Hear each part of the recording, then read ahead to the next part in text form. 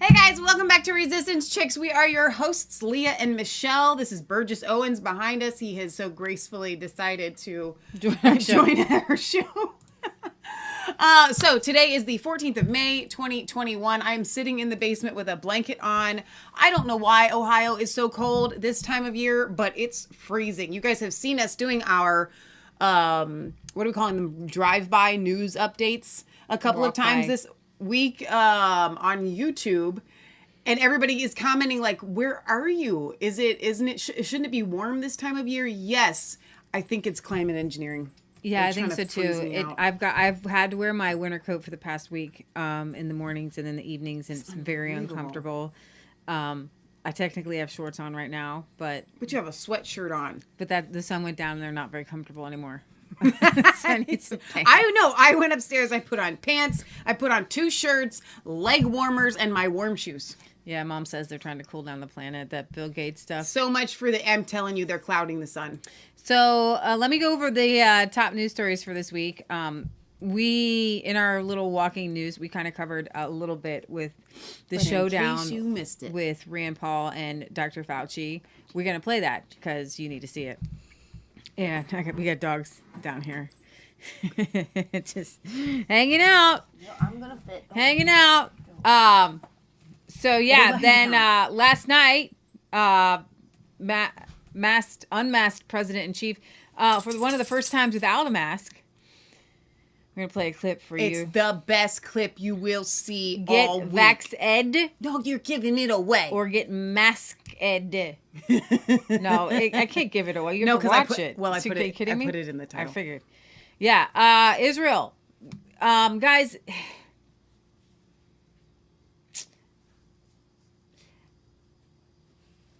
I have been pro-Israel my whole life.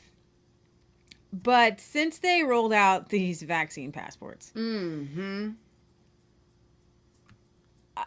not as on the pro-Israel's awesome all the time bandwagon. What you mean is you are not on the bandwagon of Israel can do no harm. Do no wrong. And no wrong. And they're always right. And so they're... Yeah, and you don't always have to have it's not always cut and dry. It's not always good guy versus bad guy. Right. There's not so bad guy versus really bad guy. I like that. You know, so that. Not but we're gonna cover guy versus really and I'm gonna bad play that guy. with Jenna Ellis. I'm gonna let her break it down for you today, because my take on it just could blow things up. So, and everybody wants to know what is your take on it? Well, prophetically, if you start to disobey God, God's hand comes off of you. And when you start to force people to do things to their bodies that God did not tell them to do, that is not God. No. And God can't protect you. Yeah. So this is me. Yeah. Get yourself right with God, man. But let's not end it there. Okay? I believe that we are on the cusp of a massive harvest of Jews into the kingdom of God, and this could be kind of a start of that. Yeah, it could be. It definitely could be. Let's see. Burgess Owens. I want to start off with Burgess Owens. He was before Congress today talking about the critical race theory things, and specifically he talked about the radical left coming out against just basic election integrity laws in Georgia.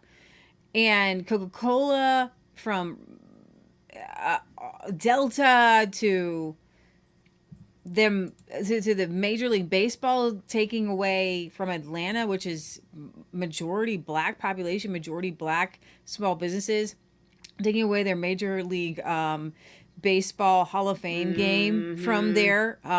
Just it's ridiculousness.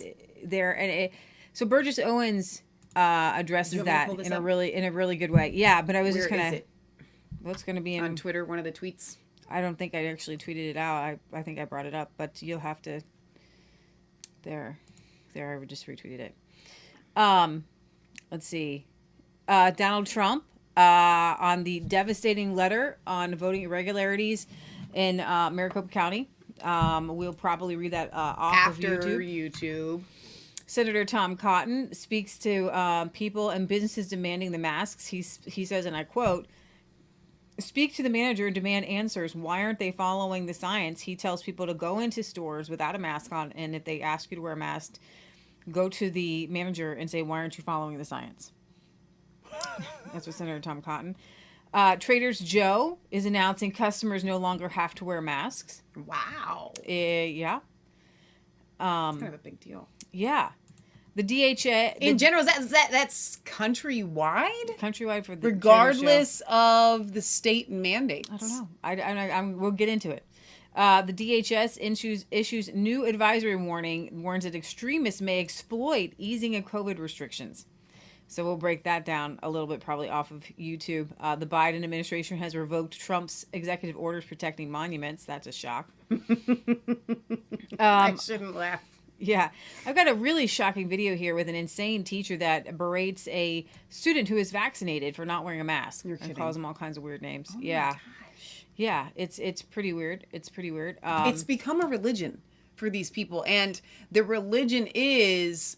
Here's how religions work. Mm-hmm. You mold them and morph them to how you feel.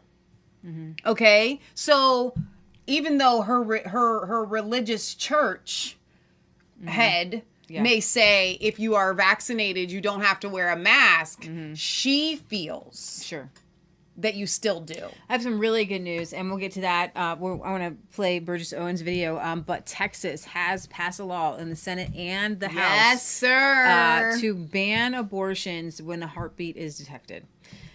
So the abortion heartbeat bill is going to go into effect there. Very so exciting. Hang on a second. I don't know why. So when I was making my thumbnail that's everywhere now, I think I put Born Alive Bill. Oh, really? Yeah. Maybe. Instead of Heartbeat Bill? Well, yeah, probably. What? I don't know how that happened. I guess I had both of those on my mind. I don't know. Let me see. Oh my gosh. That is hilarious. I can fix it. Keep going. Keep going. All right. Then we've got BLM protesters. No, I did. Okay, so I just copied what you said. Okay, good for you. Good for me. Okay, go ahead. All right, let's go to Burgess Owens here. Okay. And then we'll watch the BLM protesters taunting that's police. Always fun. That's always a good time. Always fun. Yeah, always fun times. All right. It is supposed to be, isn't it? If you're woke, it is supposed to be a good time. Right? Right. Yeah. Okay. Here he is, the man himself. You guys are gonna love this. You are actually gonna love this. Chairman Durbin, Ranking Member Grassley, and the members of the committee for the invitation to join you today at this hearing. My American story begins with my great-great-grandfather, Silas Burgess, who arrived in America as a child, shackled in the belly of a slave ship. Silas was sold on an auction block with his mother in Charleston, South Carolina, to the Burgess plantation. He escaped through the Underground Railroad and later became a successful entrepreneur, purchasing 102 acres of farmland paid off in 2 years. My grandfather, Oscar Kirby, served our country in World War I and was a respected and successful farmer, raising 12 children, all of them graduating from college. Wow. My father, Clarence Burgess Owens Sr., was stationed in the Philippines at the end of World War II. When he returned home to Texas, actual Jim Crow laws denied him the postgraduate education. Raised in a generation that used this as motivation, he received his PhD in agronomy at Ohio State University and had a successful career as professor, researcher, and entrepreneur. I grew up in the era of actual This guy's about to fall asleep. That guy on there. He's a Democrat. I grew up in the Deep South in Tallahassee, Florida, in the 1960s during the days of KKK, Jim Crow, and segregation. My first experience with white Americans was at 16 years old. At 18, I was the third black athlete to receive a scholarship to play football at the University of Miami. Now I proudly represent Utah's 4th Congressional District in the U.S. Congress. I sit today before you as someone who's lived the American dream, as have millions of other Americans of all races from every background. This is due to our country's mission statement that all men and women are created equal. A mission statement that every American should have the equal opportunity for life, liberty, and the pursuit of happiness. But as someone who's actually experienced Jim Crow laws, I'd like to set the record straight on the myth regarding the recently passed Georgia state law and why any comparison between this law and Jim Crow is absolutely outrageous. Here are a few examples of my own life of what Jim Crow laws actually look like. At the age of 12, my father allowed me to participate in a demonstration with college students in front of the segregated Florida State Theater, where because of our color, we could not enter. I was the youngest participant there. Only 50 years later did I learn that my father had parked across the street to watch and make sure I was safe. In the 7th grade, my school never received new books. Instead, we received books from the all-white school across town.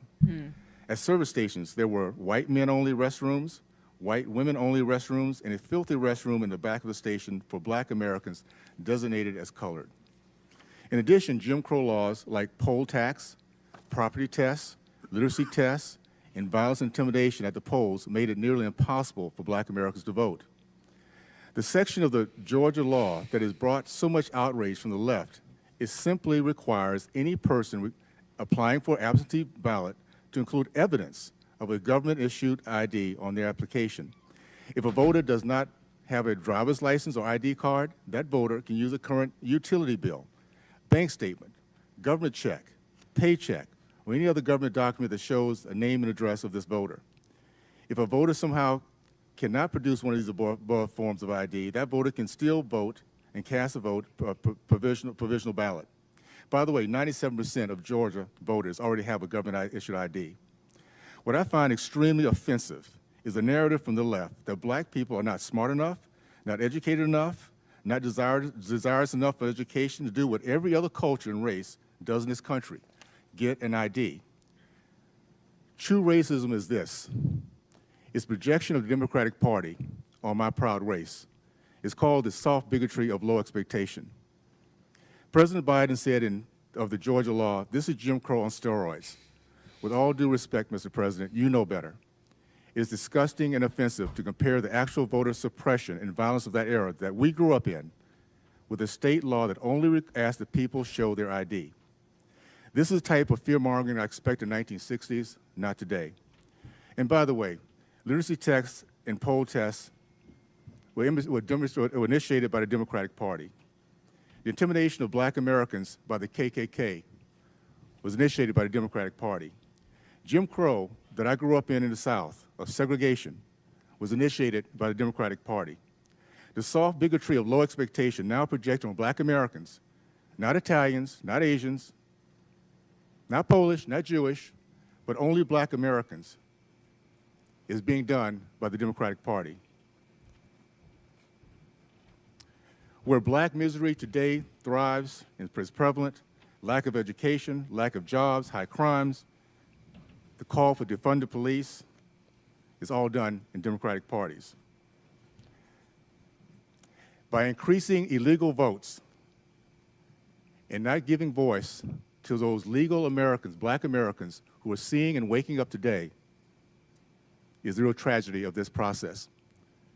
We're seeing 18% of black men turn away from the Democratic Party because they're seeing that their vote can count and their future can matter. We're seeing twice the percentage of black women doing the same. A record number of Hispanics, Asians, and gay community members doing the same. So no, all America expects, very simply, is fairness, security, to walk away from the poll booth knowing that my vote counted. If we didn't win, we work harder next time to make sure our message resonates. But to call this Jim Crow 2021 is an insult, my friends.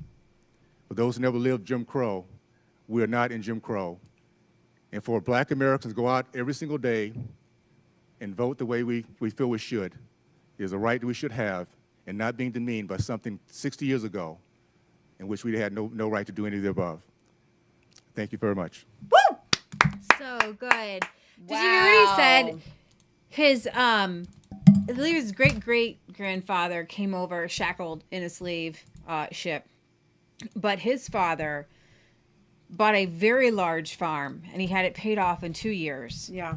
And then his 12 children all went to college. Mm-hmm. And then Burgess Owens' dad, what did he say his dad got a degree in? It almost said agronomics, like some sort of like I didn't catch it. Farming economics. But he makes the case, right, First of all, the bigotry of low expectations. Sure. So we're going to stop this right here, right now. Right now. Okay? To say it's Jim Crow on steroids is to say that only black people would show up without an ID and be turned away. Yeah. Because if white people, they can get IDs. Right. Well, and here's the thing: when you talk about percentages, okay, let's say, what did he say? 97% of all voters in Georgia have a government already have a government issued ID. So let's say we've got 3%. Now, black people make up, who knows what the percentage is in Georgia. I'm sure it's higher there than in some other states, but I'm saying it's going to be low. They are a minority. So Right. they're saying amongst this low 3% of people that don't have IDs, it's almost all black people. Yeah. Like, it's just not evenly distributed amongst maybe just poor people. So here's the thing with Black Lives Matter. We know that Patrisse Cullors is she's a grifter. She is a supposed communist who has gained millions of dollars off of this charade. She's bought like 4 houses. Mm-hmm. She did a fundraiser or something at this posh club resort on the ocean in like Malibu. I mean, it's a joke, right? But they've brought along people and brainwashed enough people to where we have Wisconsin holds a memorial ceremony each year for officers who have lost their lives in the line of duty. Okay. This is very normal. It's a very respectful thing to do. Unfortunately, the 2021 ceremony will always be remembered for the 2 bozos who showed up and disrupted the event by shouting over the megaphone. And you can watch that here if you want to bring it up. Okay.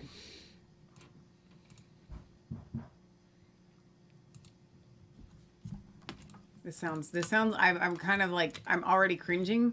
Oh, about this one. Cringe. I'm ready to cringe. I don't know. Jeez. Okay. Are you guys ready for this? I'm not ready.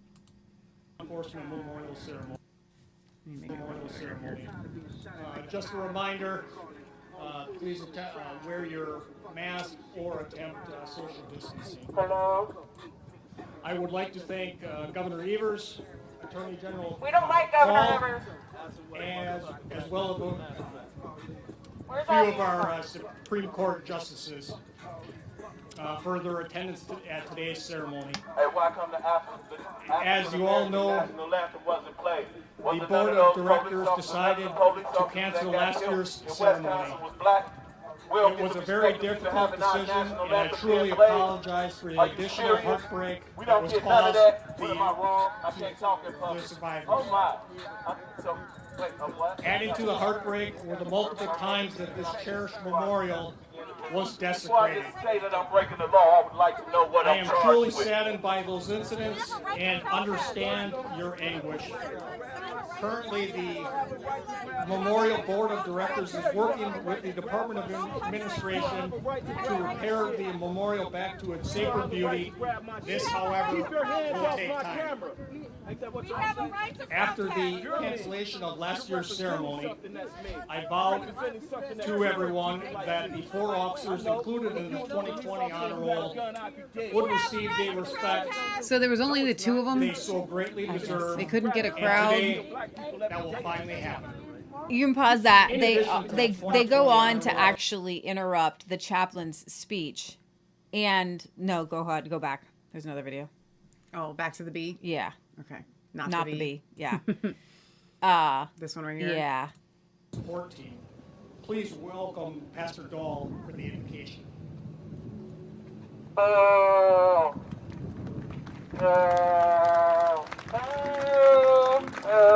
Sounds like a beach whale. Please join me in a moment of silence while I offer a prayer to my Lord. Holy God, So they've got your music love playing. surrounds us and Let's pray for the uphold black us lives that were lost today. as well. Help us to feel your presence. shots and daily. guide us in our path Guide us forward. in our path. Help us to know our Help us loved to ones know are safe with you. That We gather the today police to are not for you. celebrate the We are lives, here to harm you. dedication, and sacrifice made This by is a our white loved girl ones and our fellow with the officers. megaphone. Grant your These blessing. are not sacrifices. Bless the peacemakers present. These are not past, sacrifices, she Bless said. this and the future as we serve you and your communities. Help them to know we support them. We pray this in all honor to you, loving God. Amen. Murderers. She just said murderers.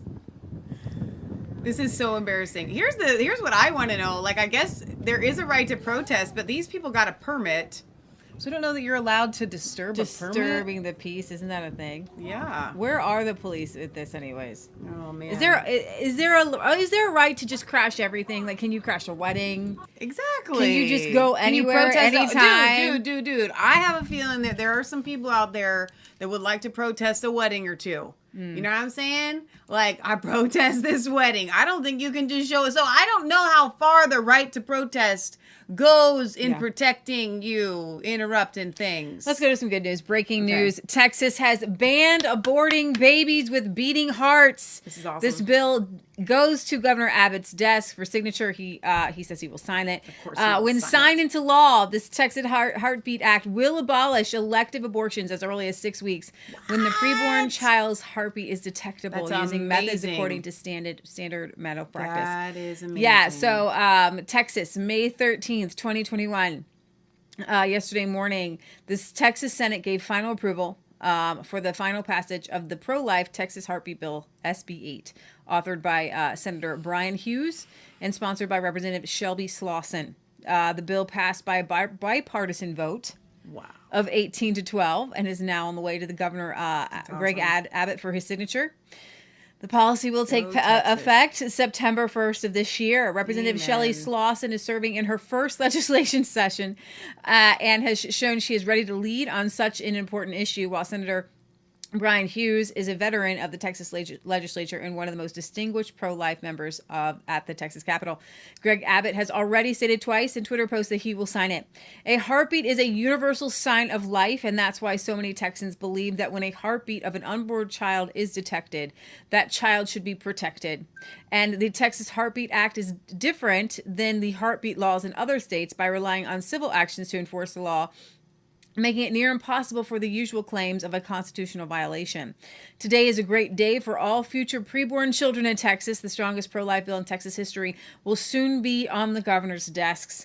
We are grateful the legislature recognizes the importance of life, said Mary Elizabeth Castle, policy advisor at Texas Values. When signed into law, the Texas Heartbeat Act will abolish elective abortions as early as 6 weeks when the preborn child's heartbeat is detectable. A heartbeat is a universal indicator of life and a key medical indicator that an unborn baby will reach live birth. SB 8 requires physicians to check for a baby's heartbeat and inform the mother if the presence of a heartbeat is detected. Once a heartbeat is detected, the doctor must take all necessary steps to protect the life of that child. Wow. The bill also creates civil liability for a doctor that performs an abortion after a heartbeat is detected. Oh, wow. And for aiding and abetting an abortion. SB 8 empowers citizens to file civil actions to enforce the heartbeat law. However, the Texas Heartbeat Act is novel in its approach, allowing for citizens to hold abortionists accountable through private lawsuits. No heartbeat law passed by any other state has taken this strategy. Additionally, the bill does not punish women who obtain abortions. So it will be the doctor's fault, not the women's fault. Yeah, sure. And since the government will like will not be in the position of enforcing the law, this makes it nearly impossible for there to be a claim of an unconstitutional violation. The government must be the one enforcing the law for there to be a constitutional violation. So it's a civil suit, and you better believe those Texas pro-lifers will be on it. It's so great. On it. At the Health and Freedom Conference, we interviewed a woman named Tina Brown. She is amazing. I'm friends with her on Facebook now, and I'm following her, and she's posting all these updates all the time. She's on the front lines of literally standing outside of abortion clinics and getting young women saved, saving the lives of infant children every single day. She's doing this. Do you have her little a hero. compilation? Why don't you bring it up and play for people? Do you have it on her YouTube? She made a little compilation. So Tina Brown, we ran into her at the Health and Freedom Conference. She's praying for women outside of the Planned Parenthood there in Oklahoma City, in Oklahoma. And she has stopped many abortions. She has seen babies born. I think it's going to be her YouTube. Right. Well, but I don't know her YouTube, so I'm going to go and see if she's posted it here on her Facebook. Okay. Is her YouTube just her name? I'm pretty sure. I'm not. All right, we'll go there. Sure. I'm pretty sure. But yeah, this is exciting. There is no other law like this in the United States, and I love that the legislators are taking. I see. I don't know. Maybe it's not. Maybe that isn't her name. I would have thought it would be her name. Where did you see it though? On her YouTube. I'm part of her. I forget which her YouTube is called. It's called. There's a ministry way up there. That's we go up. Let's see. Oh, that was it. Go down. Would it be over here on the? It should be. She should have her YouTube up. Maybe I'll find it another time. She has it's a really great little video that she put together, where she's leading people out of abortion, and she has these clips, and she's leading people into salvation, getting people saved. And you would think that her ministry would be called something. And that would be but anyway, the point is that what's happening right now in this world is the body of Christ, the church, is taking background. And I wanted to, there it is. Is that it? Go ahead and click on it. Yeah. No, that's from somebody else's. Okay. I wanted to encourage you guys about something. This is pure speculation, but I think it's educated. I think that this bill was influenced, or the passing of this bill was influenced in part by what has happened over the past 6 months. And you guys can go back in your head to where I'm going with that. Back in the beginning of November. These legislatures, especially in Texas, they tried to do something. Mm-hmm. They were ready to do something, and the Supreme Court stopped them in their tracks. Mm-hmm. And now I feel like they have a score to settle. And so it's like, you're going to stop us there. We're going to pass every hardline Republican agenda because it's bipartisan. Yeah. 12 to 18. Yeah. That's huge. Right. That's massive. Yeah. So I was thinking, I'm looking at these state legislatures, especially the Republican-held ones. All bets are off now for them. Fine. If it's anywhere close to Republican, boom, it's getting passed. Yeah. It's getting passed. It's getting passed. It's getting passed. Yeah. We are coming out so hard. Yeah. Our friend always knows that we do a show this time of day. Did you feed the fish today? No, I did not. We will feed the fish. Okay. We will feed the fish. All right. Moving on to other things. Okay. So we now have a new number 3. Oh my gosh. I will take this. You could text her. You know we're doing. I just tried to. Hey, what's up? We have a new. No, I did not call you. Chair. We have a new chair. We have a new chair. County. What do you? Elise Stefanik. Now, I know that a lot of people say that she wasn't mega enough. What is going to be my take? I'm going to have to take her word for it for right now. For getting on the mega train. So Liz Cheney is out. She voted to impeach the president. She said that he was responsible for January. She absolutely hates Trump and wants to make sure that he is no part of the Republican Party. So with Elise Stefanik in this position, things have changed. And the narrative has changed. And whether she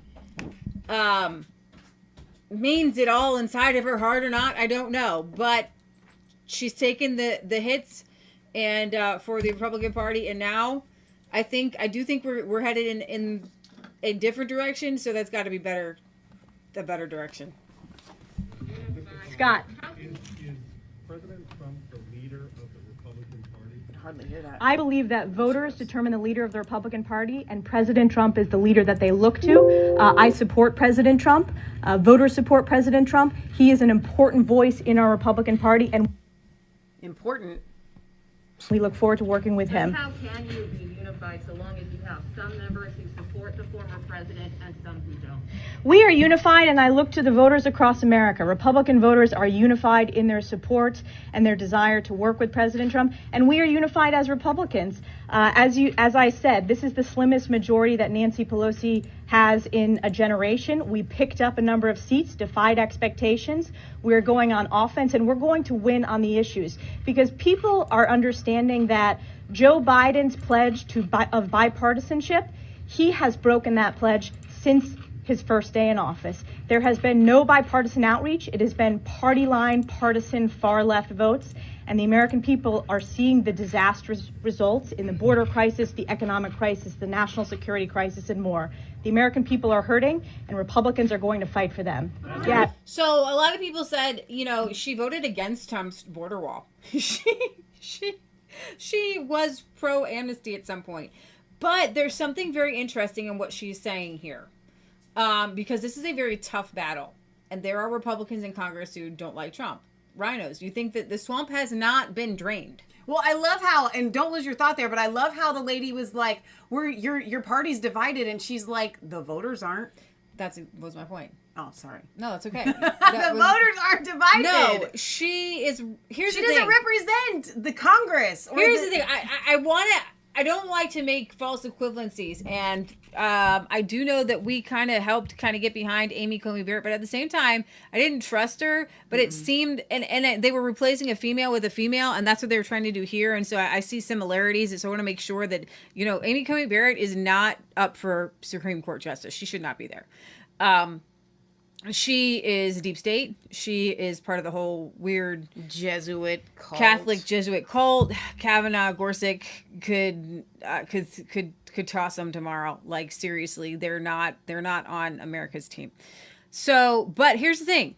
They get to run around on their own little island. They are not elected every 2 years. Their feet are not held to any fire. They're for life. Unless God steps in, which he will, don't worry.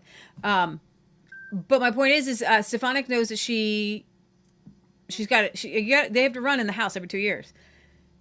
Cheney's going to be gone. Elise. Cheney is gone. Cheney is gone. Well, I mean, like out of Wyoming. She's not going to be in the House. Oh, yeah. Cheney came out bitter, crying, saying, well, I'm going to lead. And somebody had said during this voice vote, it was a voice vote. So yays and nays. So it was actually unified because nobody yayed for Cheney. Yay! And even Adam Kissinger, who hates Trump, was like, we were just trying to be united. No, you just didn't want to look stupid, right? To be the only one, yay, right? That's why they did the voice vote, to make you look stupid. If you said yes for Cheney, right? I love it. Yeah. So Cheney's like, I will help lead this Republican Party. I'm going to help lead it in anti-Trump, blah, blah, blah. And so some woman from, I don't know where she's from. There's so many representatives. If she was Republican, she goes, leader without any following is just a person taking a walk. Is that what they said? Yeah. What she said. A leader without any followers is just taking a walk by themselves. And so she's just taking a walk. Cheney, you're just taking a walk. No one's following you. No one is following Liz Cheney. I'm leading. No, that's not how this works. You don't. People pick the leader and then they follow the leader. Okay? You don't get to say, I'm the leader. You're like the little girl with like 10 girls in the room. You know what it is. I am in charge here. And everybody's like, we don't want you in charge. But I said I'm in charge, so I'm in charge. What's the name of the little girl from Little House on the Prairie? Ellie. No. Isn't it Ellie? No. I thought it was. Somebody's going to tell us in the chat, but you all know who I'm talking about. Nellie. It was so close with Ellie. Yeah. Nellie. It's like when all the girls go to hang out with Laura and her sister. Mm-hmm. And then Nellie's stuck there going, but I'm the leader, but no one's following you. Yeah. So you know what? Elise Liz Cheney, saying, you can suck on a little sucker. Here's the thing. Just like we got Nellie a guy would. who, during the week, weekends, whatever, down the street, still pops his hood up, puts a little tent up, and is still selling Trump flags and anti-Biden flags, and it's still going. My neighbors still have up their Trunk flags. Hang on, though, because in addition to that, I don't know if we've missed some road rallies or something, but more and more people are driving around with flags on their cars. I know. Now. Yeah, so I do have a problem though, like a slight problem with the F Biden flags. I don't like that word. I hate that word. We could come up with something else. Yeah. And I would enjoy the flag. Yeah. But my point is this. Elise knows what side her bread is buttered on. And she says the voters are supporting of Trump. So we got to, you know. Which is very Trumpy of her. Because the reason why Trump started embracing a lot of our core held beliefs was because he understood his base. He said, if this is what you guys believe, then this is what I'm going to do for you. And as he started preaching it, as he started saying, these are the policies we're going to do, he started getting excited about them. And there is something to the power of confession. So Trump did come out and say in an interview with Rita Cosby on New York's WABC radio last night, well, look, I'm not looking to have it be the party of Trump. I'm looking to have a great country. I'm looking to have a country that is run by people that know what they're doing. And it is going. And then they had a fraudulent election. And we had it going. And we had it going. And then they had a fraudulent election alluding to blah, blah, blah. And the president, during an interview, criticized the ongoing performance of current President Joe Biden, though he declined to give any specific grade to the Biden presidency. Nobody can be happy with what's happening at our border. I don't care whether you're liberal or whether you're conservative, whether you're Democrat, Republican. Nobody can be happy. I don't believe that. That is what they want, and now they've lost control. Everything for them is spiraling out of control. Yes, it is. Everything is spiraling. It's so beautiful. So beautiful. Yes, everything is out of control. We're going to do some. We're going to save that for a later segment. In Michigan high school is charging unvaccinated high schoolers $80 to go to prom, but it's free if the high schoolers, children, have been vaccinated. So this is what I don't understand. These insane things, whether it is here in Ohio, where our governor has introduced a lottery that I think is illegal of $5 million, where 5 people will win $1 million over 5 weeks if they get vaccinated. Something like this, there's no precedent set. Yeah. There's no why.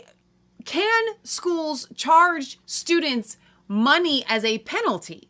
Of not taking a medical procedure. Here's the thing. What is the $80 going toward? Is it going towards now we have to clean more or something? Like that I could almost see, but I doubt it. But what about low income kids? Exactly.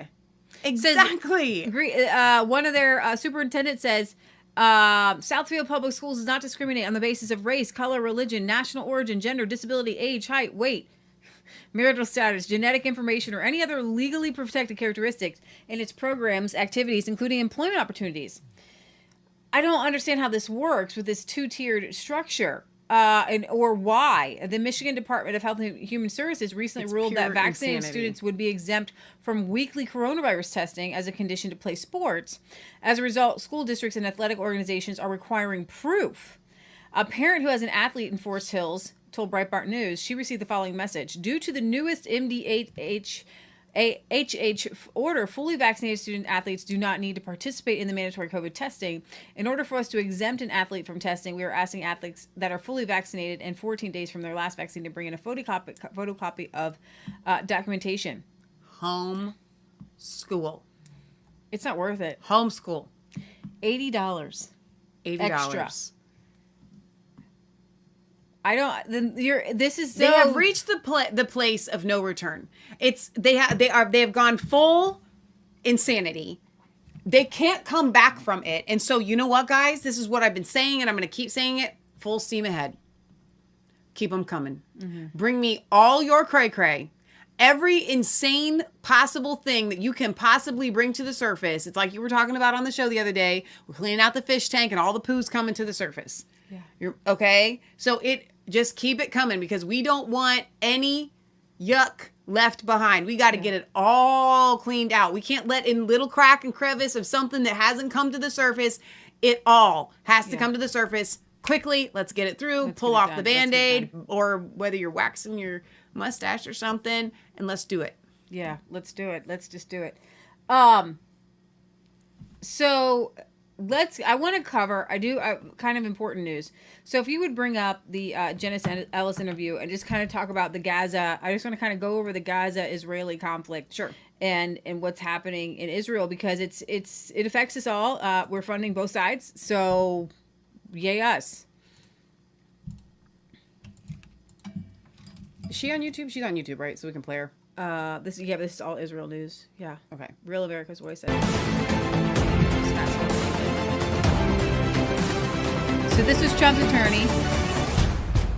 She has hours. Israel has been hit with 1,200 missiles and from Hamas. And as of today, reports indicate that at least 65 people have been killed in Gaza since violence escalated Monday. And medical officials have said that 6 people have been killed in Israel. Former President Trump issued a statement yesterday afternoon saying this: "When I was in office, we were known as the peace presidency because Israel's adversaries knew that the United States stood strongly with Israel and there would be swift retribution if Israel was attacked. Under Biden, the world is getting more violent and more unstable because Biden's weakness and the lack of support for Israel is leading to new attacks on our allies.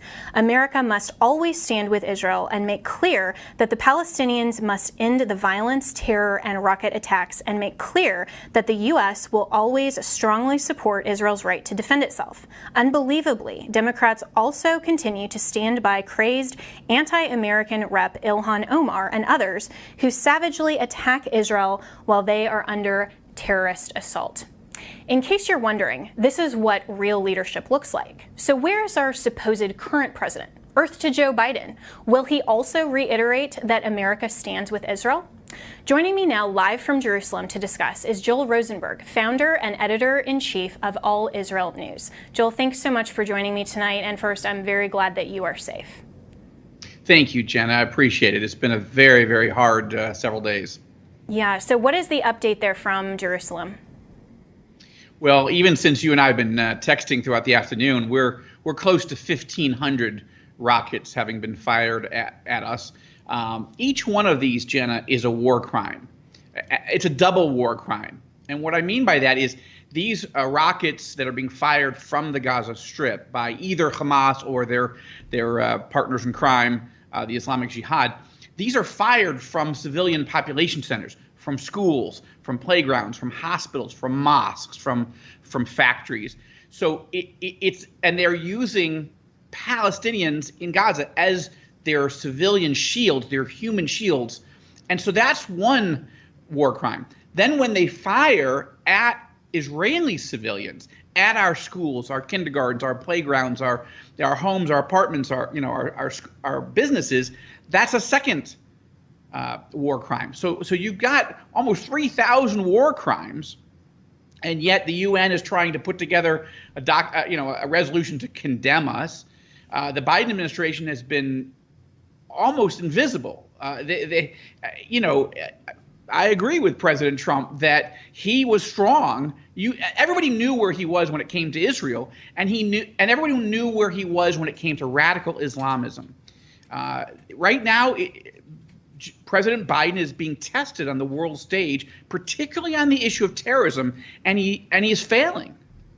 Yeah, and so what does it say to you when former President Trump was the first to issue this strong of a statement and Joe Biden has still not made any specific public declaration? Yeah, well, I wrote about this at All Israel News today. It was our lead story for most of the day until it got overwhelmed by so many other things that are happening. It's a dereliction of American leadership. Now, listen, you and I have talked about this. Joe Biden is the best that the Democratic Party has when it comes to being pro-Israel. I don't say that he's not pro-Israel, and he claims that he's a Zionist.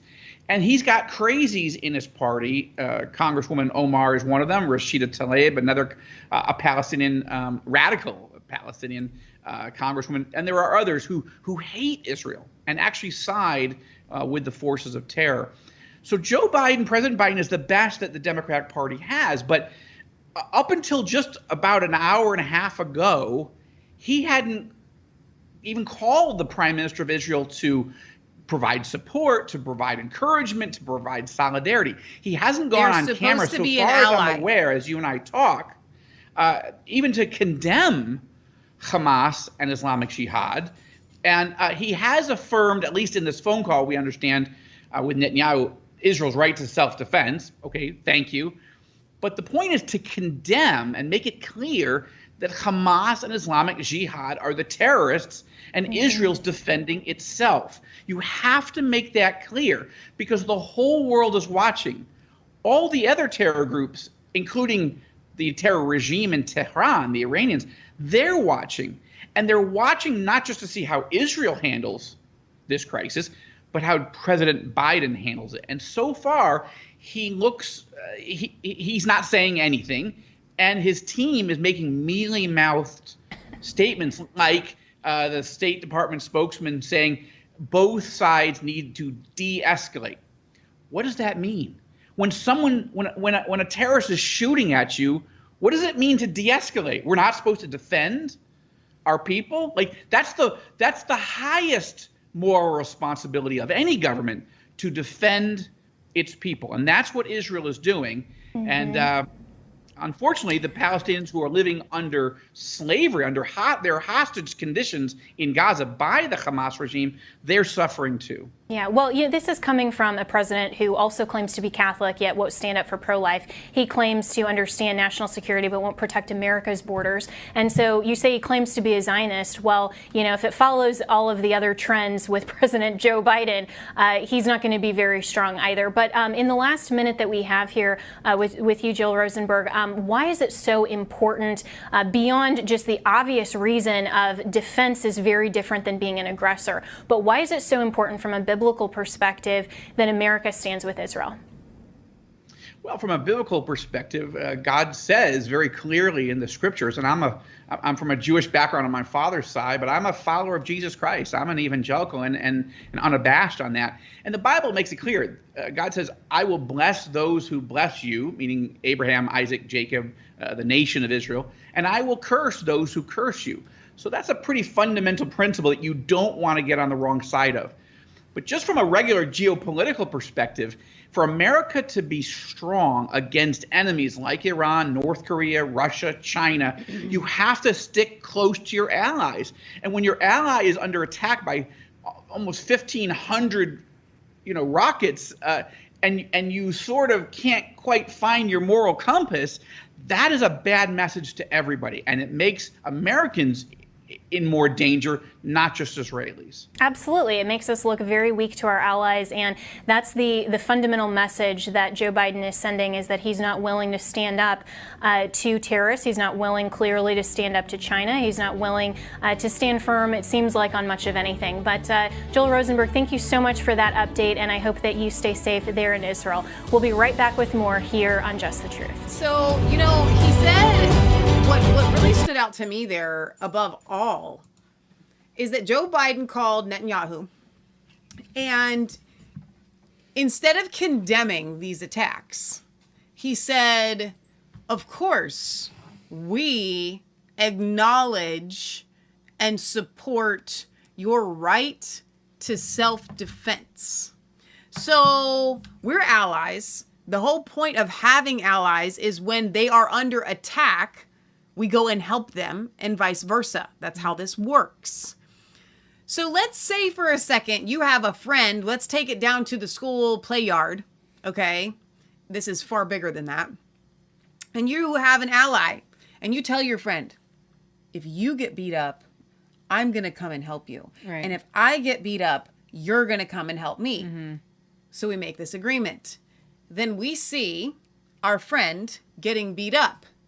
And instead of coming and helping or even saying that we are against the attacker who has out of the blue come and started attacking our ally friend on the playground, we are yelling from the side going, but I support your right to self-defense.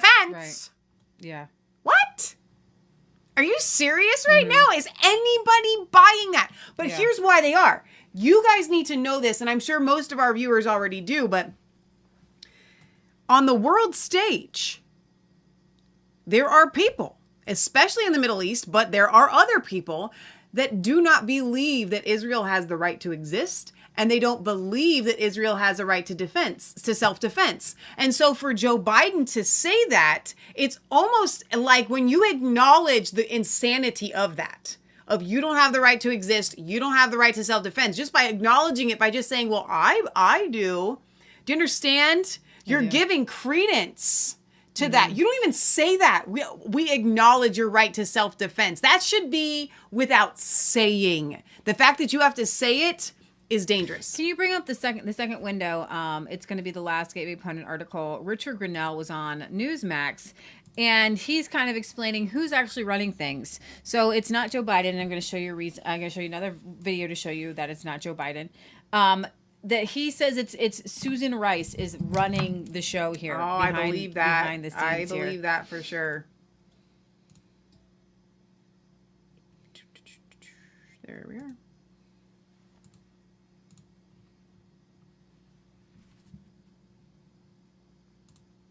Has been appointed as domestic policy advisor. That's a joke. She doesn't know anything about domestic policy. However, what it indicates is that we are going to run our international policy, of which Susan Rice is an expert. She was at the UN. She was national security advisor. She was rumored to be Secretary of State, but she didn't have the votes, the Senate confirmation votes enough to get there. So she's a foreign policy expert that's been placed in the domestic policy role.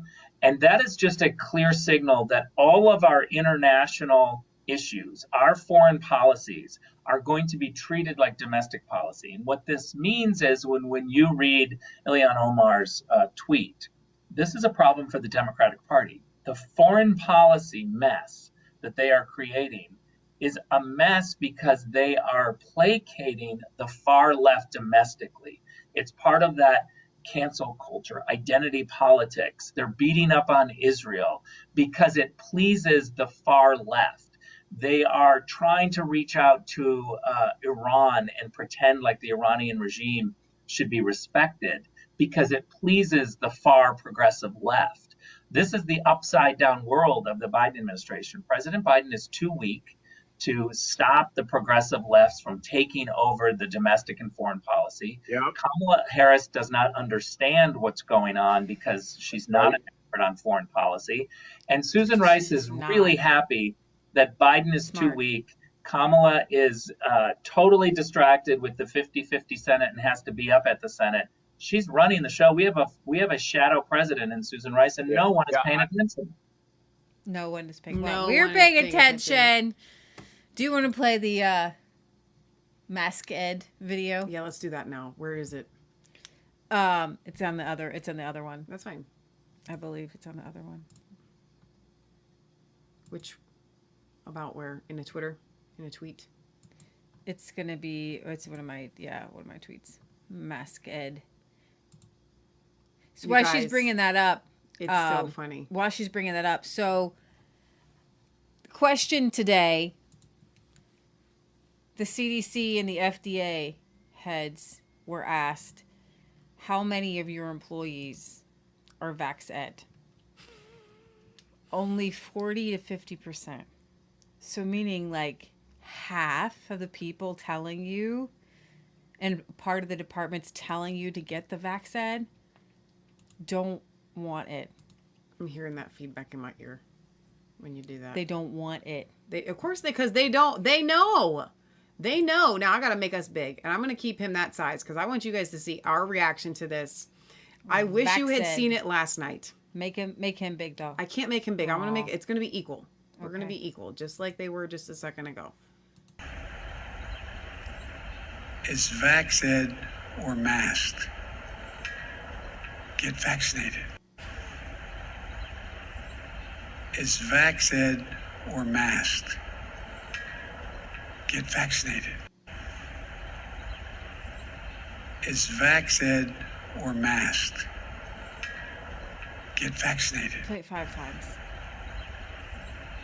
Is vax-ed or masked? Get vaccinated. There's like this weird pause there.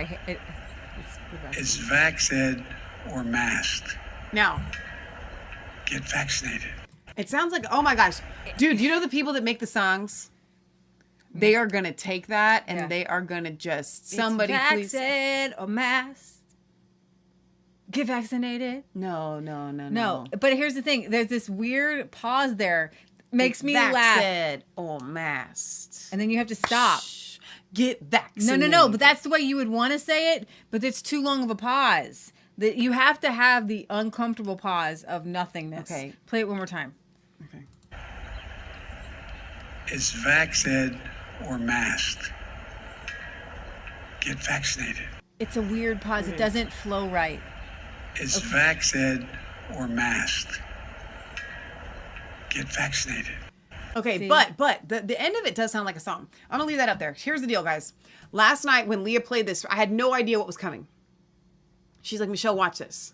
And I started as an OCD type person. I knew exactly the person that had written this speech, how it was written, just by hearing it the first time.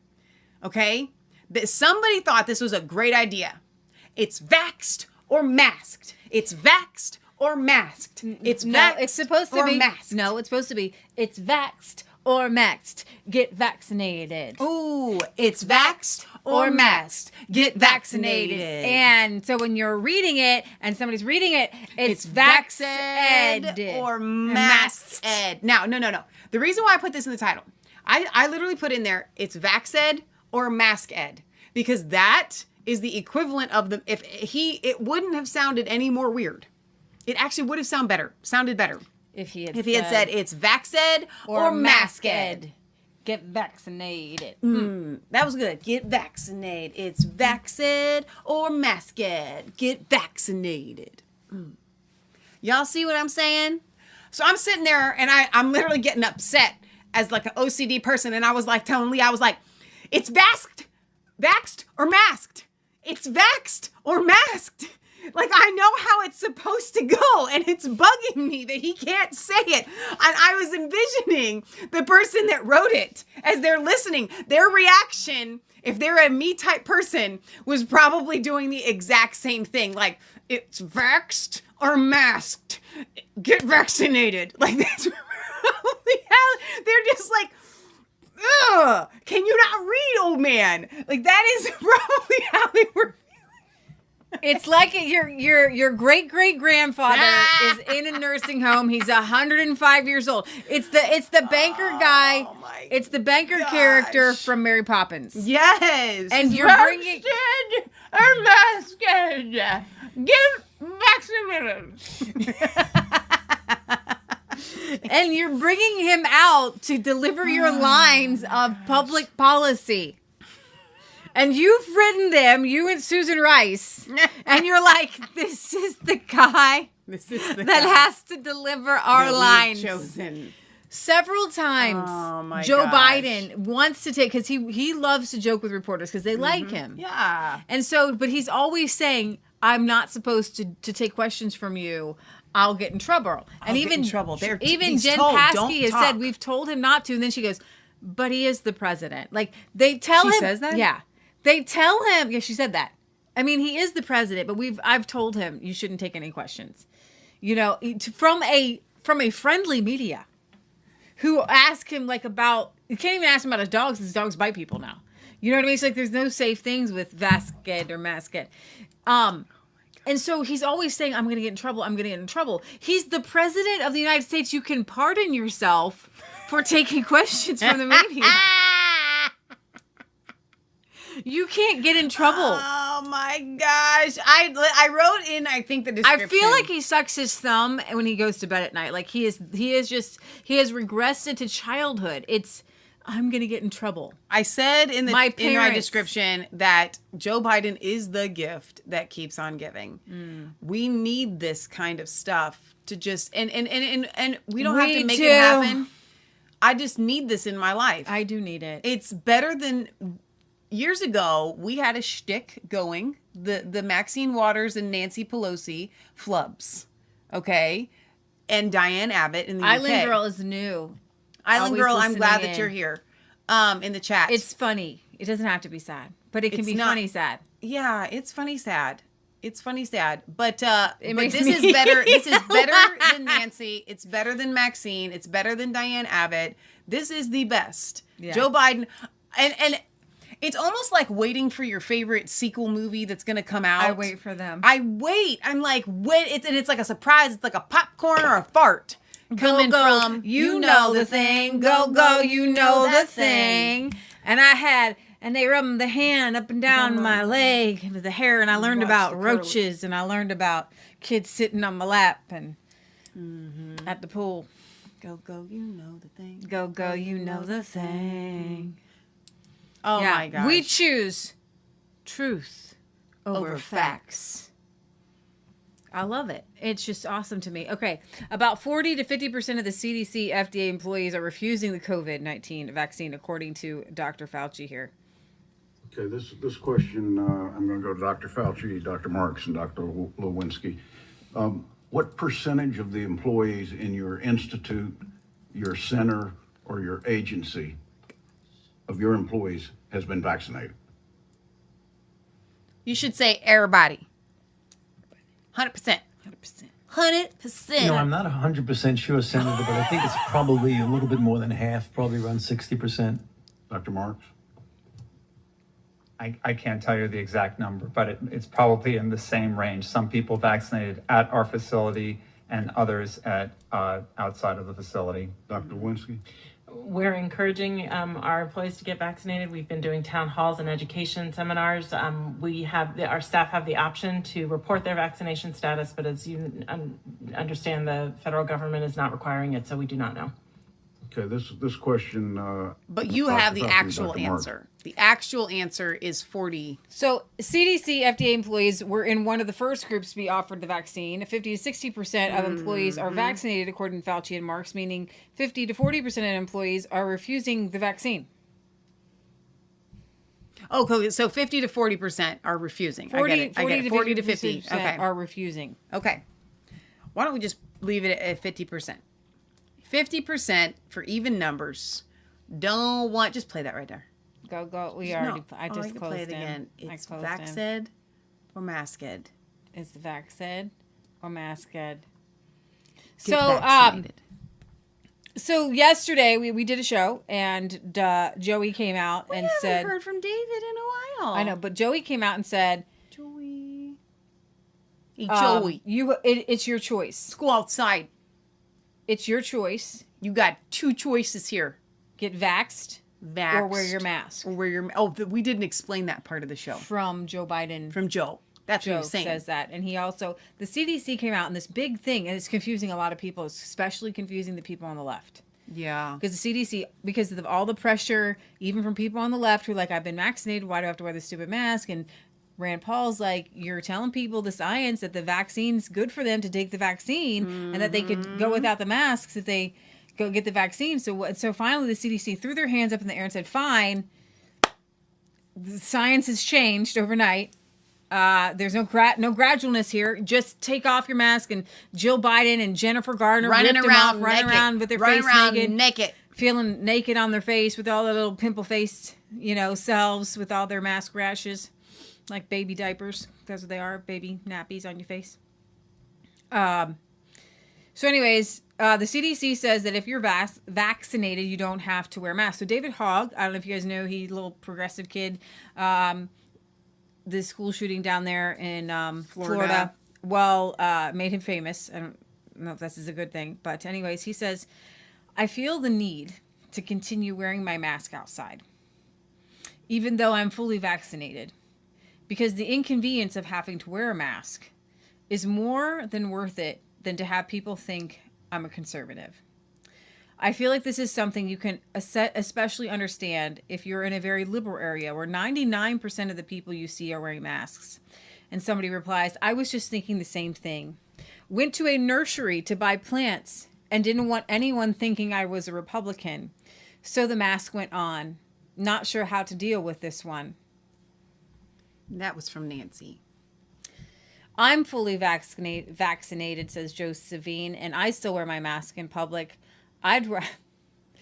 See, the Babylon Bee did this, I think, ahead of time. Right. I'd rather wear a mask than be mistaken for a Trump supporter. Right. Mary Barry says, I live in South Carolina. I need to continue to wear a mask even though I'm fully vaccinated because I don't trust the people that live near me. What don't you trust them to do? So there's two things. There's multiple things at play, because though. we were told. Hang on. I'm getting to what you're about to say. We understand that the masks were meant to keep you from spreading this virus, not to protect you from getting it. Okay? So it's not, I think that Mary Berry is confused here on Twitter. Mary Berry thinks, I have the vaccine now and I'm safe from getting the virus. And so they're telling me that I don't have to wear the mask to protect myself anymore. I have the vaccine to protect me. And she would not be alone in thinking that. Okay? I'm gonna wager that a good 30 or 40% minimum of people that are getting vaccinated and are hearing about this whole you don't have to wear a mask thing anymore are literally thinking to themselves, now that I have the vaccine is supposed to protect me, and that's why they're telling me I don't have to wear a mask to protect myself anymore. I have the vaccine to protect myself, when all of that, according to their science, is wrong. Their science, it's not real science. Their science says you wear the mask to protect other people from you spreading the virus. And so since you don't have the virus, well, I don't know, you kind of got injected, but now you don't have to wear the mask because you can't be contagious. But what's even more interesting about this, though, this is what I want to know. Leah, maybe you can answer this for me and for the viewers. Raise your hand if you have this exact same question. Okay? Dr. Fauci came out and said, and everybody is saying, that this vaccine is not supposed to stop you from getting COVID. No. It's only supposed to lessen your symptoms if you get it. If you get it. So I'm actually against them saying this whole you don't have to wear a mask thing, because you could still have COVID. And spread it. And spread it to people. And if they don't have the vaccine, they're going to get it hard. You're not going to give them a lessened, vaccinated version of COVID that won't hit them bad. That's not how this works. I mean, it's all over the board here. It's complete insanity. Yes, it is.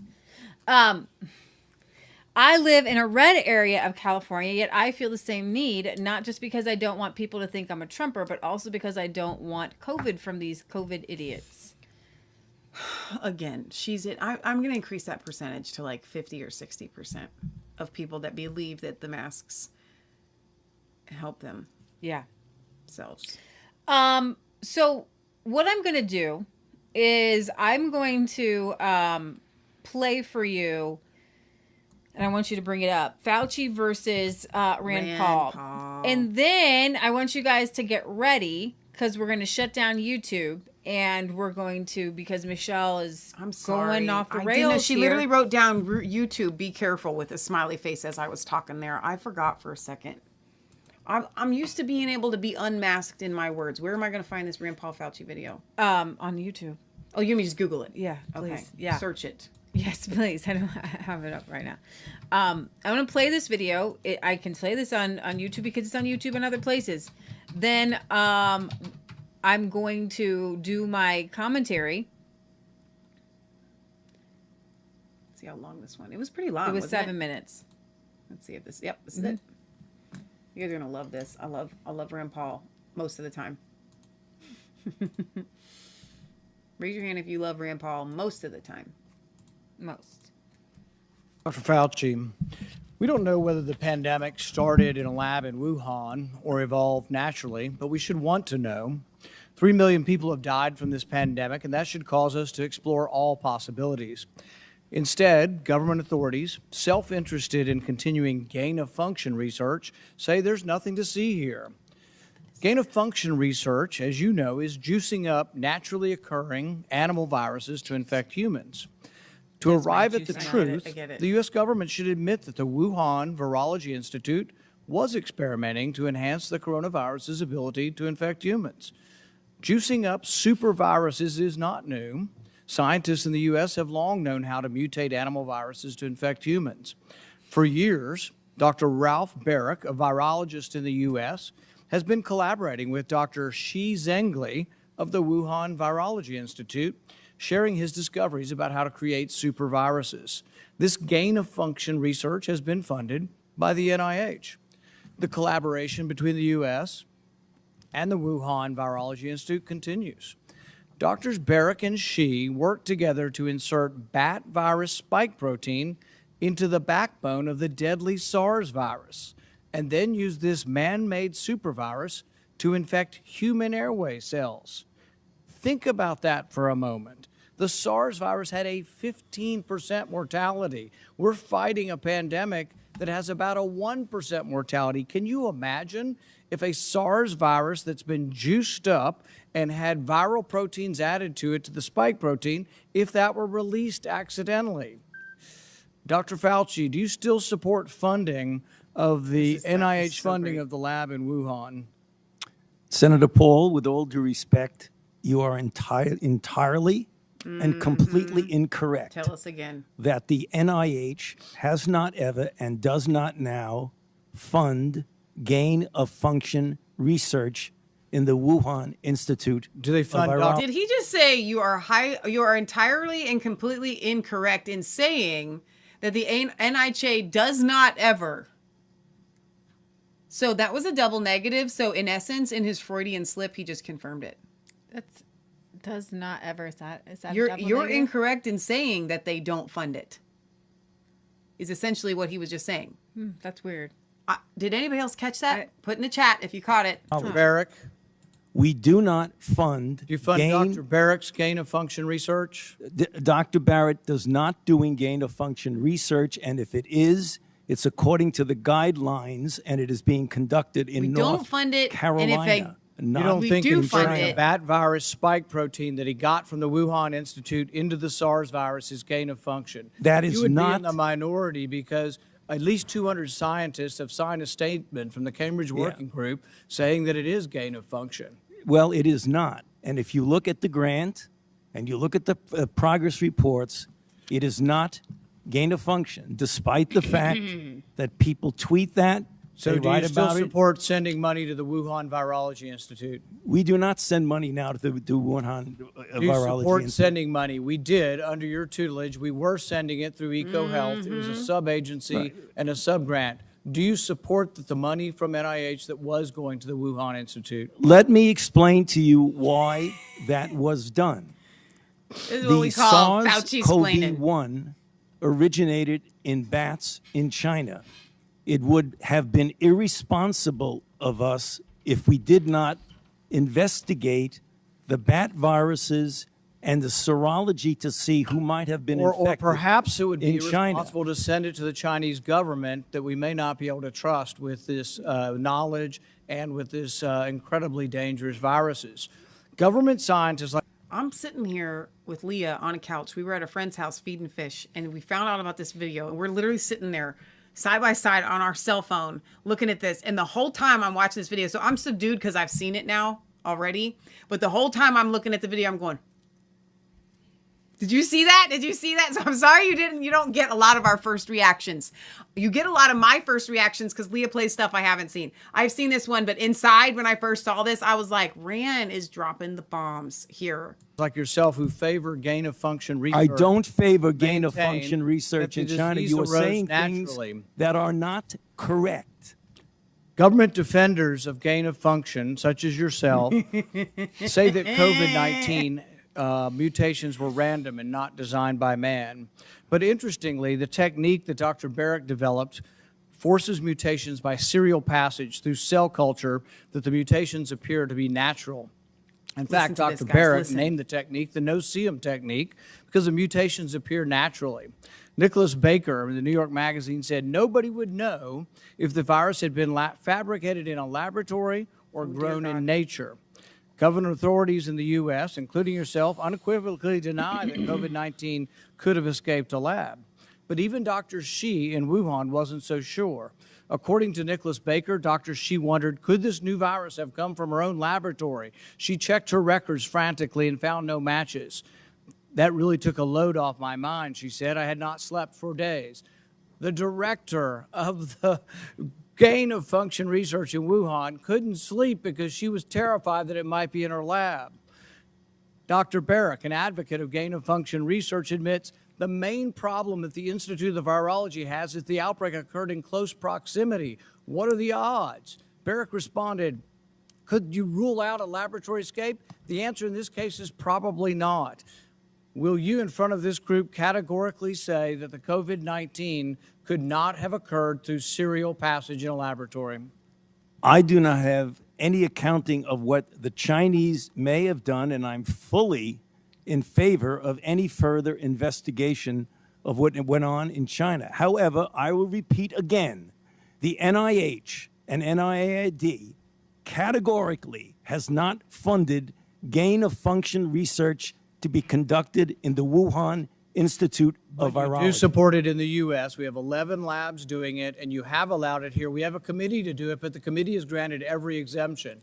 You're fooling with Mother Nature here. You're allowing super viruses to be created with a 15% mortality. It's very dangerous. I think it was a huge mistake to share this with China, and it's a huge mistake to allow this to continue in the United States. And we should be very careful to investigate where this virus came from. I fully agree that you should investigate where the virus came from.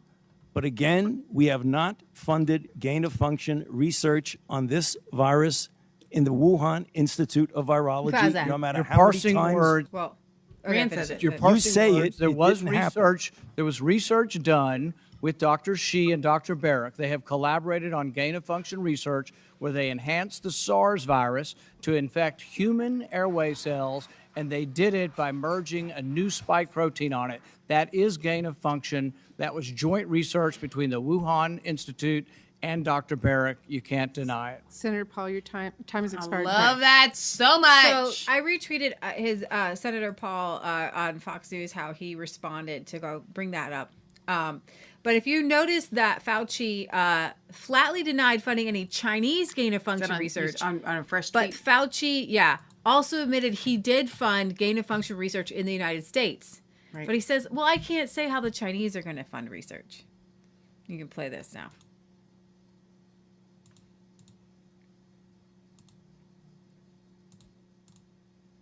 I know you went back and forth with him yesterday. What is your current theory today as to how COVID started? I would say we don't know for certain, but I would say what Dr. Fauci said yesterday was verifiably false. He said no NIH money went to the Wuhan Institute for gain of function. Well, the main doctor there, the one they call the bat scientist or the bat woman, is a woman named Dr. Shi Zhengali. She wrote a paper that MIT scientists have looked at that they said was gain of function, meaning juicing up these viruses to make them very potent and infect humans. She wrote this paper, and in the paper acknowledged that her funding came from Dr. Fauci's group, the NIAID, which is part of NIH. So he's verifiably telling you something that is not true. Now, he may be quibbling and saying they weren't doing gain of function or they weren't supposed to, but we've looked at the grant application. In the grant application, we have a cellular biologist from Rutgers who says the grant application is for gain of function, juicing up these viruses. So Dr. Fauci came to Congress yesterday and lied. We can't prove the virus came from the lab. I'm not saying it did. I'm saying there is very much suspicious evidence that it might have. Senator, what does he have to get? He was under oath, wasn't he, in that hearing? I don't think he had to take an oath, but what he told the American public was verifiably false. What does he have to gain if you're right? I mean, your accusation is that he's not telling the truth. What does he have to win from that? He's worried about culpability. So the person they put in charge of the investigation of whether or not the Wuhan Virology Institute had anything to do with COVID-19, the person they put in charge of the investigation was the guy who gave the money to Wuhan Institute. So they're circling the wagons, and they are deathly afraid that some evidence will come out that this virus escaped the lab. The doctor who runs the Wuhan lab said that she couldn't sleep at night afterwards until she said, I figured out that it didn't come from our lab. She was worried to death it did come from her lab, but now do we take her word for it? She would probably be executed in China if she was responsible for this. She's probably, if it were there, destroyed the evidence. So we'll never know if it came from there. But my point is this. Should the U.S. government be funding these labs in China? China's a rich country. Why are we sending millions of our dollars to a secretive lab where we can't trust what they're doing? Last question on this. What does it matter if American money was used for this? Maybe the intent was, maybe it was benevolent. Maybe there were good intentions behind this. I'm sure the intent is benevolent. I'm not questioning people's motives, but we have 11 labs like this in the United States where we're taking animal viruses, we're mixing in other DNA from humans, and we're making them able to be infected into humans. We're creating super viruses. One of the viruses the NIH was funding is the SARS virus. This is a COVID virus from 2004 that has a 15% mortality. Should the U.S. government and taxpayer be paying to juice up these viruses to make them super viruses that can infect humans? Is that a good idea? I think it isn't. I think there is a danger that this could happen again in the future with something even more deadly. Let's hope not. For the record, Fauci said the NIH has not ever and does not now fund gain-of-function which is untrue. In the Wuhan It's completely untrue. Completely untrue, verifiably false. One more point here. You just heard us talking, I do believe, through the earpiece about the CDC and the guidelines. Guys, can we pull up a shot of John Kerry? Senator Kerry is now testifying in the Rayburn House building. I don't know if you can see this or not. He's wearing a mask. Have you been in that room, and can you give us a sense of what the room's like as to what would explain why he's wearing a mask? Big as a football field, and for someone who's been vaccinated, absolutely no scientific reason to wear a mask. Everybody in the building, everybody in Congress, including all the staff, have all been offered vaccines by now. There is no spread going on in Congress. To wear a mask is complete theater and goes against all the science, but it's also discouraging people because people are saying, why should I be vaccinated if I'm still have to wear a mask for the rest of my life? So Rand Paul said this yesterday or the day before. He said this 2 days ago. The day after Rand Paul said that, the CDC said, okay, you're right. If we do want more people to get the vaccine, we have to say get vaxxed. Well, I mean, okay, here's the deal. In Ohio, we're offering a reward of a cool $100 million. $1 mil, baby. To you if you get $1 mil vaxxed. To 5 people. Okay? In the lottery. So at the very least, if you are trying to motivate people to get vaxxed, you can tell them they don't have to be masked. You know what I'm saying?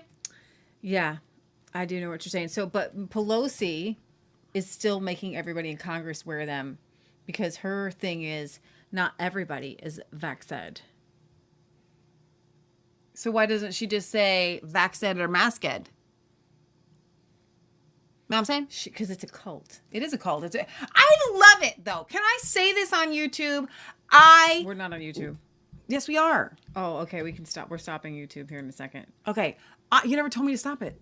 Well, now we can stop it. But I can say this on YouTube. Okay. They're going to love it.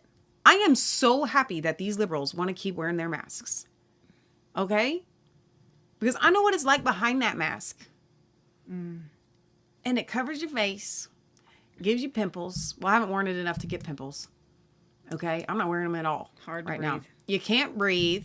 You Can't look talk. like a criminal. As you see John Kerry, every time he's just touching his mouth. So, and not just that, but every time he's talking, his entire slobber and all of his moisture on his face, it's like... is getting on that mask. It is nasty. It is disgusting. It is pretty gross. Okay, those masks are nasty. They're nasty. But, if these people want to self-identify themselves, like, listen, it's like Sharia law. But here's the thing. When I see these masks, our Democrat husbands it'll actually be the wives. Are these Democrat wives... It's payback. Going to make their husbands wear a mask like Sharia law? I do believe it's payback for that. And just for the record, when I see your mask, it's like seeing your underwear lay all over the house. That's nasty. It's just as gross. It's just as icky. It's just as full of bacteria and nastiness. It's just like as if you were touching your underwear. I know, all day long. All day long. And then you touch other things and you and shake then hands. And you shake hands with people. And you open doors after you touched your underwear all day. You just did that, Leah. You just made that mental visual for everybody. But it's true. That's mean. It's true. Now I hurt inside.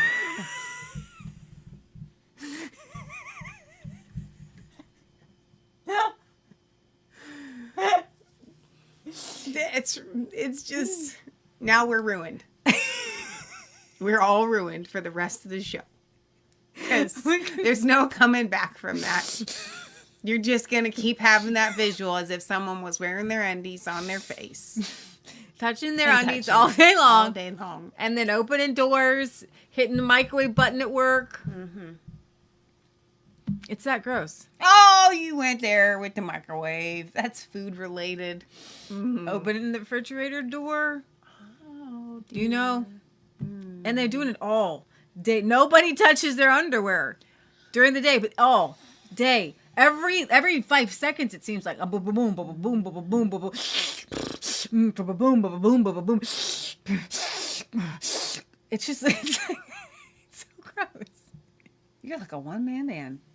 That was like boom, boom, boom, boom. Yeah. That's kind of what you did. All right, so we're gonna say goodbye to YouTube after that. It's okay. So YouTubers, Kevin, Island Girl, Gonzalez, Linda.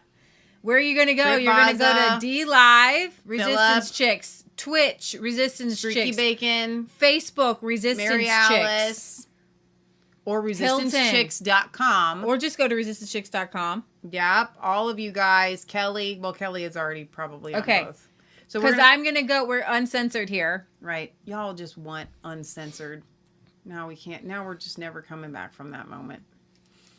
Okie dokie. I love you, Island Girl. I'm going out tomorrow for the first time. No mask when I go in these stores. Give Island Girl a round of applause. You can do it. You can do this. You can do this. You can do it. You can do it. Don't wear your unders on your face anymore. You know what? Here's what you need to do. I'm going to put a link. Breathe free. Robin Poe. Robin, are you here tonight? Robin made a video that I never saw in late December in response to my talking about your mask and covering your face. I just watched it while I was getting ready for the show, and it's so good and so encouraging. And she talks about how she lives in liberal Seattle, Washington. Not just Washington, but Seattle, the den of the lions. There's a lot of Republicans there. I got a message from another person in Seattle. So she said back then, she was going into the store, and her self-defense was a smile. And that actually goes with a word that the Lord had given me, a prophecy from 2019, where God literally said, smile, it's always smile, it scares your enemies. Because she said the people were so happy to see her smile, they didn't want to take it away from her by telling her to cover it up. Linda says, I live in Columbus and I went to the doctor and didn't use a face diaper. Come on, Linda. Come on, Linda. Linda. That is impressive. You guys are making me proud. So anyway, I'm going to put that link in the description on the website on resistancechicks.com for today's show. So I want you guys to go and be encouraged, but you could probably go to Robin's channel. It's just Robin Poe, P-O-E, and watch that video from December. You will really enjoy it. So, all right. We love you guys. God loves you. Oh, we're not signing off the whole show. We love you guys on YouTube. We got a whole rest of the show here for everybody else. You're going to go on YouTube and we're just signing off on YouTube.